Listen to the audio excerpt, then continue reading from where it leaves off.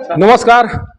करीब 4 दिन से तनाव की आग में झुलस रहे सासाराम का हाल चाल जानने के लिए कांग्रेस के कई सदस्यीय प्रतिनिधिमंडल सासाराम के लिए रवाना हुआ था, लेकिन उनमें से कई सदस्यों को जिस तरह से जानकारी सामने आई है, कई सदस्यों को डिहरी के पास ही रोक दिया गया, उन्हें यहाँ आने नहीं दिया गया। लेकिन उनमें से 2 सदस्य जो बक्सर विधायक और करहगर विधायक हैं, वो सासाराम किस तरह से पहुँच चुके हैं। इनके द्वारा डीएम और डीआईजी, एसपी सभी से बातचीत की गई, जानकारी ली गई, हालात को लेकर बहुत कुछ चर्चा की गई।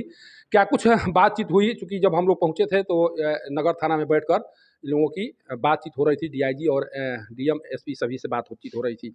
क्या कुछ बातचीत हुई? सबसे पहले ये जानने का प्रयास कर रहे हैं हम कि बहुत सदस्यीय जो शिष्टमंडल चला था वहाँ से डेहरी में आने से रोका क्यों गया? ये पहले आपके चैनल को धन्यवाद। और 7 सदस्यीय प्रतिनिधिमंडल आदरणीय मल्लिकार्जुन खड़गे जो भारतीय राष्ट्रीय कांग्रेस के अध्यक्ष हैं, 7 प्रतिनिधिमंडल का गठन करके बिहार शरीफ के और सासाराम भेजा गया। डिहरी पुल के नीचे प्रशासन ने हम सबों को रोका और ये हवाला दिया कि स्थिति सामान्य नहीं है, आप लोग जाएंगे तो माहौल बिगड़ सकता है। हम लोगों ने रिक्वेस्ट किया डीएम साहब से और एसपी साहब से, संतोष जी ने बात किया, हमसे भी बात कराया। हम लोगों ने आग्रह किया कि कम से कम 2 आदमी आएंगे तो स्थिति, चूंकि सरकार को भी बताना है, पार्टी के संगठन को भी बताना है कि वहाँ की स्थिति क्या है। तो हम सभी आए और प्रशासन का सहयोग मिला, चूँकि प्रशासन हमारे सरकार का अंग है और हम लोग भी सरकार के अंग हैं। तो उनके द्वारा आग्रह किया गया कि आप सभी बैठें और पूरे सेक्टर वाइज जो मजिस्ट्रेट तैनात किए गए थे उनकी स्थिति हम लोगों को बताई गई कि शहर सामान्य है, लोग आवागमन कर रहे हैं, लोग मार्केट में आ जा रहे हैं और हम सबों ने देखा भी कि लोग आम दिनों की तरह अपने दैनिक क्रिया की सामान वस्तुएं खरीद करके अपने अपने घरों को जा रहे हैं। और रांची, टाटा, पटना, सासाराम, बक्सर, बनारस, दिल्ली की यात्राएं भी हो रही हैं यहाँ से। एहतियात के तौर पर सभी सामान्य तरीके से हम सबों को प्रतीत हुआ कि यह सामान्य है और हम सभी शांति की बहाली की अपील करने के लिए आए हैं यहाँ, कि हमारा सासाराम अमन चैन से था, अमन चैन से रहे। और एक चीज़ मैं बता दूं कि जब जब भारतीय जनता पार्टी सत्ता से बेदखल होती है तो ऐसे घिनौने कृत्य पूरे हिंदुस्तान में कराने का काम करती है, क्योंकि इनकी एजेंसियां हैं और 24 का चुनाव आने वाला है। अभी अमित शाह जी का भाषण हो रहा था, आप सबों ने सुना कि सासाराम में गोलियां चल रही हैं, ऐसा उन्होंने बयान दिया, जबकि सासाराम में ऐसा कहीं भय का माहौल प्रशासन के द्वारा नहीं फैलाया गया आम लोगों में, आम जनता में, जिससे कि संदेश जाए कि एक डंडा भी चला, एक लाठी भी चली। आप मीडिया के साथी हैं, आप ही इसका पुष्टि कर सकते हैं।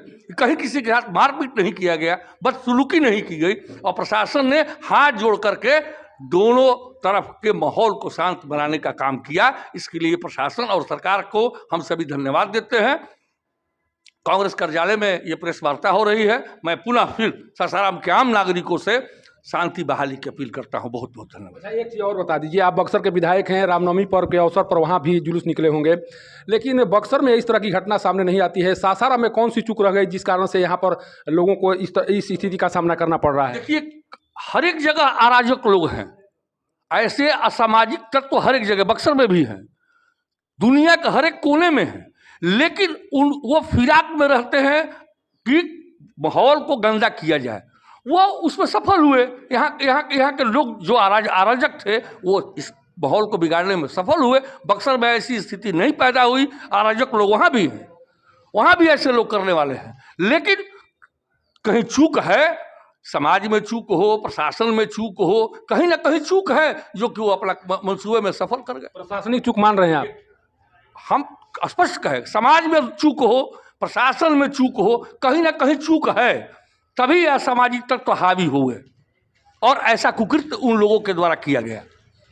ये बक्सर विधायक हैं, इनका जिनका कहना है कि भाजपा जब भी सत्ता से बेदखल होती है तब तिलमिलाहट में इस तरह का काम उनके द्वारा कराया जाता है। अभी हमारे साथ करहगर विधायक संतोष मिश्रा जी भी हैं। लगातार ये एसपी से बात करते हुए नजर आए। जो नगर थाना है वहाँ पर एसपी से लगातार जानकारी लेते दिखे और ये कोशिश करते दिखे कि रोहतास की स्थिति क्या है और इस स्थिति को कैसे अब बेहतर बनाया जा सकता है। हमारे साथ सर क्या कुछ एसपी के द्वारा बताया गया, आप लगातार बात कर रहे थे, क्या कुछ एक तरह से क्या कुछ कहा गया उनके द्वारा? हम लोगों ने जो जानकारियाँ ली, जो सेंसिटिव इलाके हैं शहर में, उनके बारे में, कुछ इलाकों के बारे में बात हो रही थी जहाँ से कुछ अफवाहें फैल रही थी विगत दिनों में। जैसे कादिरगंज हो या शाहजलाल पीर हो या सोनार पट्टी हो, मोची टोला हो, कई जगह से जो अफवाह फैलाने की कोशिश हो रही थी, तो उसी के बारे में बहुत सारी जानकारी एसपी बता रहे थे कि वो घर घर घूमे, उन मोहल्लों में घर घर जाके लोगों से आग्रह किए हैं कि आप अपने घर में रहिए, हम आपको सुरक्षा देंगे, मुहैया कराएंगे, आपको सुरक्षित रखेंगे। इस तरह की बातें वो बता रहे थे कि क्या क्या एक्शन में उन लोगों ने किया, कहाँ कहाँ क्या डिप्लॉयमेंट किया, कैसे मजिस्ट्रेट डिप्लॉयड हैं, कहाँ आरएएफ के लोग हैं, सीआरपीएफ के लोग हैं। मतलब पूरी मुस्तैदी के साथ सरकार चाह रही है कि अमन, चैन और शांति व्यवस्था कायम रहे। उसी के बारे में पूरी जानकारी दे रहे थे निरंतर। करीब हम लोग आधे घंटे 40 मिनट रहे और इस क्रम में तीनों लोगों ने, डीआईजी साहब वहाँ थे, आपको डीएम साहब थे और आपको एसपी साहब थे, तीनों लोगों ने अलग अलग अपना सारा कुछ हम लोग को बताया कि माहौल क्या है, किस तरह से हम लोग उसको कंट्रोल कर रहे हैं, लोगों को सहयोग कर रहे हैं। आगे बाहर आप देख ही रहे हैं जो कि एनएच से जुड़ा, मतलब सड़क से जुड़ी हुई दुकानों को आप देख ही रहे हैं, दुकान खुले हुए हैं, लोग का आवागमन बाधित नहीं है, लोग खरीदारी भी कर रहे हैं और फुल फ्लेजेड जिस तरह का आप रोजा रोड देख रहे हैं। लेकिन अंदरूनी इलाके की कुछ जानकारी वो लोग हम लोगों को दे रहे थे, जो कि उससे हम लोग संतुष्ट हैं, जो उन्होंने जानकारियां दी और उसकी पुष्टि भी हुई है, पुष्टि भी हमने की है। और लोगों से, नगर पूजा समिति के लोगों से बात करने से, अपने अपने दल के जो वरिष्ठ नेतागण हैं उन लोगों को भी बुला के हम लोगों ने बात किया और सभी लोग संतुष्ट हैं, प्रशासन ने जो कार्य किए हैं उससे संतुष्ट हैं। या आम लोगों में भी ये भावना है, हमारे दल के वरिष्ठ नेता लोग हम लोग को बता रहे थे कि आम लोगों में भी ये भावना है कि नहीं भाई, सासाराम में अमन चैन बहाल होना चाहिए, क्योंकि सासाराम इसके लिए जाना ही नहीं जाता है। सासाराम तो हमेशा से अमन का पैगाम देता रहा है, नफरत छोड़ो का पैगाम देता रहा है, नफरत से कभी वास्ता ही नहीं रखा है सासाराम में। तो ये चीज़ें हम लोगों को जानकारी। यहाँ के एक समाज सेवी हैं जीएम अंसारी जी के द्वारा आज कहा गया कि हमें 30 साल पुराने याद ताज़ा करने के लिए विवश किया जा रहा है। 30 साल पहले जो कुछ हुआ था, कुछ उसी तरह की स्थिति सासाराम में भी बनती हुई दिखाई पड़ रही है। पहले दिन आगजनी होती है, दूसरे दिन शेरगंज में विस्फोट होता है, तीसरे दिन मोची टोला में विस्फोट होता है, चौथे दिन करबला में आग लगती है। इस तरह की घटनाओं के बाद उनका कहना था कि 30 साल जो 1989 में दंगे हुए थे उसको याद दिलाने की कोशिश की जा रही है इस तरह की घटनाओं को लेकर। जब उस तरह के बयान उनके द्वारा दिया जा रहा है तो कैसे कहा जाए कि प्रशासन के द्वारा ठीक ठाक से काम किया जा रहा है? नहीं, मेरे जानकारी में तो अभी उनका बयान नहीं आया है, आप ही से मालूम चल रहा है। देखिए, शेरगंज में विस्फोट हुआ, वो एक गलत तरीके का वो था, वो कुछ वैसा नहीं था कि वहाँ कोई बम बना रहा था या कुछ, वो एक शॉर्ट सर्किट हुआ था। करबला वाला तो शॉर्ट सर्किट का मामला था। हाँ, करबला वाला शॉर्ट सर्किट से आग लगी थी। कुछ जगह कुछ अराजक तत्वों को चिन्हित किया गया, तभी तो 40 गिरफ्तारियां भी हुई हैं। वैसे अराजक तत्व जो किसी भी समुदाय को हो तो प्रशासन ने तो उनको पकड़ा है। दूसरी बात, सबसे ज़्यादा प्रयास किया है प्रशासन ने कि लोगों को घर छोड़ने को मजबूर कर रहे कुछ उपद्रवियों द्वारा जो मजबूर किया जा रहा था, उस पलायन को रोका है प्रशासन ने इन 2-3 दिनों में। और आप खुद जानते हैं, आप खुद देख रहे हैं, पूरा रोड, पूरी सड़क चल रही है। अंदर धर्मशाला में भी आप जाएं, गोला की तरफ भी जाएं, तो लोग अमन चैन से जी रहे हैं, आ जा रहे हैं। कुछ इलाके सेंसिटिव ऑब्वियसली जो प्रशासन द्वारा मार्क किए गए, तो उस पर निगरानी तो प्रशासन ऑलरेडी रखी हुई है, तो इसमें घबराने की जरूरत नहीं है। सासाराम के लोग हमेशा से अमन और चैन में विश्वास रखने वाले लोग हैं। उन लोगों से हम पूरे कांग्रेस प्रतिनिधि मंडल जो है, जो कि आदरणीय मुन्ना तिवारी जी के नेतृत्व में, संजय कुमार तिवारी जी बक्सर विधायक के नेतृत्व में यहाँ आया हुआ है। कुछ लोगों को डेयरी में रोक लिया गया था, हम लोगों को यहाँ आने दिया गया प्रशासन से बात करने के लिए। हालांकि जगहों पर हम नहीं जा सके, लेकिन फिर भी हमने स्थिति की एकदम हूबहू जानकारी ली है कि क्या चल रहा है और इसकी रिपोर्ट देंगे। आप लोगों को भी धन्यवाद, आप लोगों से सहयोग मिला है और लोगों से अपील हम करते हैं कांग्रेस का प्रतिनिधिमंडल, क्योंकि अमन चैन में ही आप लोग को, किसी के अफवाह पे मत जाइए। जो लोग हैं, अगर भाजपा के लोग हैं, आरएसएस के लोग हैं या किसी तरह, जैसा कि हमारे विधायक जी बोल रहे थे कि ऐसा क्यों होता है, मैं तो ये प्रश्न पूछना चाहता हूं कि आप जब सत्ता में नहीं रहते हैं तभी ऐसी अप्रिय घटनाएं क्यों घटती हैं पूरे प्रदेश में?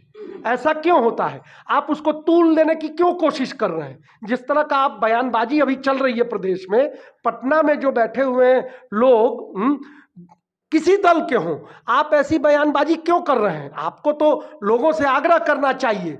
इस समय तो सरकार के हाथ में हाथ मिला के आपको साथ देना चाहिए, सरकार को इसका साथ आपको समर्थन करना चाहिए कि नहीं भाई, लोगों में अमन चैन रहे, लोग कोई समुदाय लड़े नहीं। अब उनके एक बड़े राजनेता अमित शाह जी आते हैं, किस तरह का बयान दिए कि उपद्रवियों को उल्टा लटका के सीधा कर देंगे। क्या किसी एक ही जगह से, मतलब उपद्रवी का तो कोई जात नहीं होता है, कोई धर्म नहीं होता है। तो चिन्हित कर लिया था क्या उन्होंने किसी उपद्रवी को? उपद्रवियों को चिन्हित कर लिए थे वो। तो ये सब सोचने की जरूरत है। इस तरह का बयान अगर उतने ऊंचे स्तर से आता है तो ये हमारे बिहार के लिए ठीक नहीं है और लोग समझ रहे हैं। सासाराम की जनता भली भांति जानती है इन षड्यंत्रों को। सासाराम की जनता इन षड्यंत्रों को जानती है। एक गंभीर आरोप लगाए जा रहे हैं कि आखिर भाजपा के द्वारा इस तरह के बयान, भाजपा के जो वरीय नेता हैं उनके द्वारा सार्वजनिक मंच से इस तरह के बयान क्यों दिए जा रहे हैं, इसके पीछे का उद्देश्य समझा जा सकता है। जो जिस शांति बहाली के उद्देश्य से ये कांग्रेस का शिष्टमंडल पटना से चला था, उसमें से 2 सदस्य सासाराम पहुँच चुके हैं और लगातार कोशिश इनके द्वारा की जा रही है एक संदेश देने की कि सासाराम शहर में शांति बहाल जल्द से जल्द किया जाए, ताकि सासाराम शहर में पुनः उसी तरह की स्थिति वापस आ सके जिस तरह स्थिति रामनवमी पर्व से पहले थी। सासाराम से पब्लिक न्यूज के लिए सत्येंद्र चौबे की रिपोर्ट।